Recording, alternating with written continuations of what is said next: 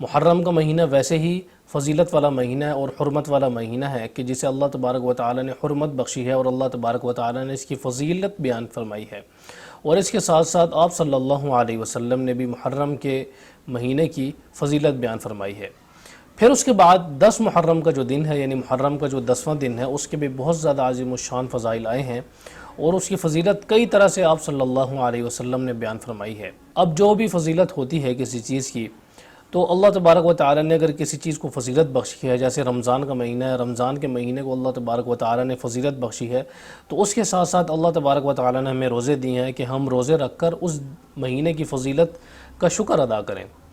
پھر آپ صلی اللہ علیہ وسلم نے ہمیں وہ طریقہ بتلا دیا ہے کہ ہم کس طریقے سے 10 محرم کے دن کی فضیلت کا شکر اللہ تبارک و تعالی کے حضور پیش کریں۔ آپ صلی اللہ علیہ وسلم نے بتلا دیا ہے کہ ہم روزہ رکھ کر اللہ تبارک و تعالی کے حضور 10 محرم کا جو دن ہے اس دن کی فضیلت کا شکرانہ پیش کریں۔ 10 محرم کے روزے کے بہت سے فضائل آئے ہیں احادیث میں۔ حضرت ابن عباس رضی اللہ تعالی عنہما سے روایت ہے، صحیح بخاری کی روایت ہے، وہ فرماتے ہیں کہ میں نے نبی صلی اللہ علیہ وسلم کو اتنا کسی خاص دن روزے کا اہتمام کرتے ہوئے نہیں دیکھا جتنا کہ آپ صلی اللہ علیہ وسلم 10 محرم کے دن کا اہتمام فرماتے ہوں یا اس دن کے روزے کا اہتمام فرماتے ہوں۔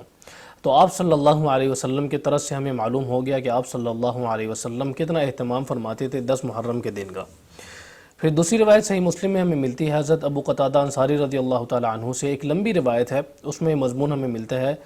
کہ آپ صلی اللہ علیہ وسلم نے فرمایا کہ میں اللہ سے امید رکھتا ہوں کہ عرفہ یعنی 9 ذی الحجہ کا جو روزہ ہے وہ 1 سال اگلے اور 1 سال پچھلے 2 سالوں کے صغیرہ گناہوں کا کفارہ بن جاتا ہے،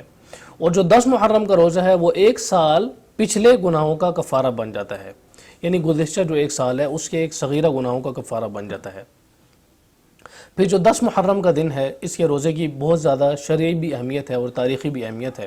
تاریخی اس لحاظ سے ہے کہ اس مہینے میں اللہ تبارک و تعالی نے بہت سے نبیوں کو کامیابی عطا فرمائی، بہت سے نبیوں کو اللہ تبارک و تعالی نے اس دن جو ہے وہ کفار کے شکنجوں سے بچایا، بہت سے نبیوں کو اللہ تبارک و تعالی نے اور فضائل بیان فرمائے ہیں۔ تو اس کی اہمیت ہمیں صحیح بخاری کی روایت سے معلوم ہوتی ہے۔ حضرت عائشہ رضی اللہ تعالی عنہا سے روایت ہے، وہ فرماتی ہیں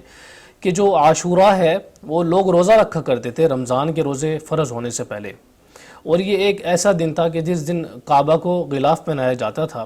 پھر جب اللہ تبارک و تعالی نے رمضان کے روزے فرض کر دیے تو آپ صلی اللہ علیہ وسلم نے فرمایا کہ جو اس دن روزہ رکھنا چاہے رکھے، جو نہ رکھے اس کی اپنی مرضی ہے۔ تو اس دن سے بھی ہمیں معلوم ہوا کہ کعبہ کی تعظیم اور تکریم کے لیے اس دن غلاف اسے پہنایا جاتا تھا۔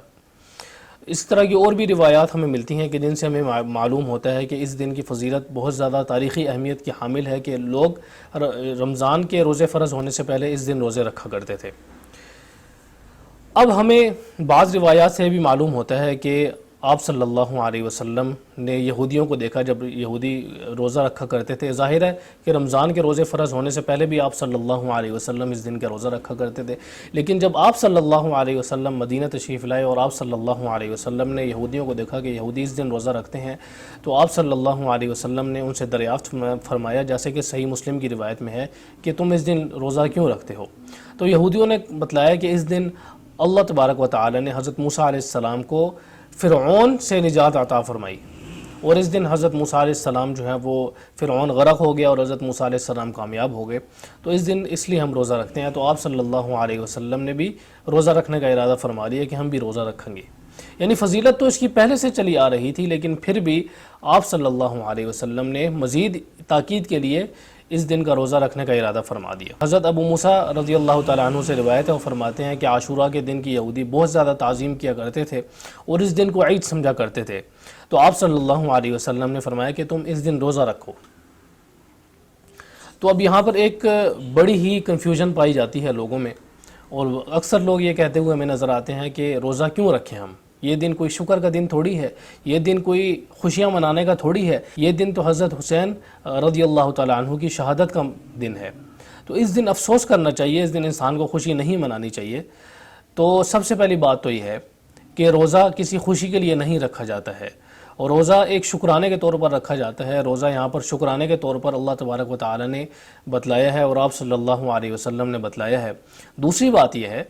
کہ صحیح مسلم کی جیسے روایت میں آتا ہے کہ آپ صلی اللہ علیہ وسلم نے فرمایا کہ تم اس دن روزہ رکھو، اور حضرت ابو موسیٰ اشعری رضی اللہ تعالیٰ عنہ فرماتے ہیں کہ یہودی اس دن کو عید سمجھا کرتے تھے۔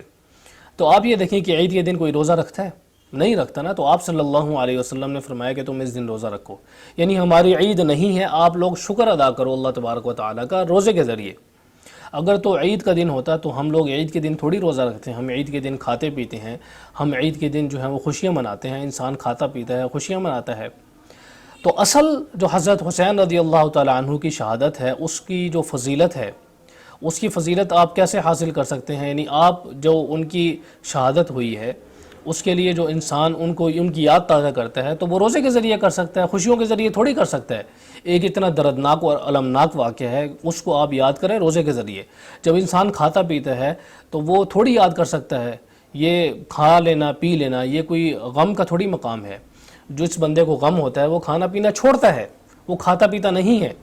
کھانے پینا تو ایک خوشی کی علامت ہوتی ہے، جب آپ روزہ رکھتے ہیں تو کھانا پینا چھوڑتے ہیں۔ تو صحیح جو معنی میں جو لوگ حضرت حسین رضی اللہ تعالیٰ عنہ کی جو شہادت ہے اس کو یاد کرتے ہیں اور ان کی جو فضیلت ہے اس کو یاد کرتے ہیں، تو وہ لوگ روزہ رکھ کر کرتے ہیں، نہ یہ کہ وہ کھا پی کر کرتے ہیں۔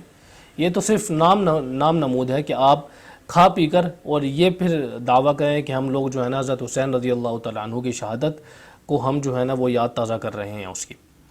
تو یہ چیز ذہن میں رہنی چاہیے۔ پھر ایک سوال یہاں پر یہ بھی پیدا ہوتا ہے کہ تنہا 10 محرم کا روزہ لوگ یہ کہتے ہیں کہ نہیں رکھنا چاہیے۔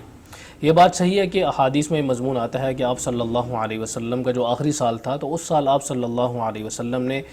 جو آئندہ آنے والا سال تھا اس سال کا ارادہ فرمایا کہ آئندہ آنے والے سال میں آپ صلی اللہ علیہ وسلم اس کے ساتھ ایک روزہ ملا کر رکھیں گے۔ 9ویں روزے کا آتا ہے کہ 9واں دن آپ صلی اللہ علیہ وسلم ملائیں گے، یعنی 9ویں اور 10ویں محرم کا روزہ رکھیں گے، تنہا 10 محرم کا نہیں رکھیں گے۔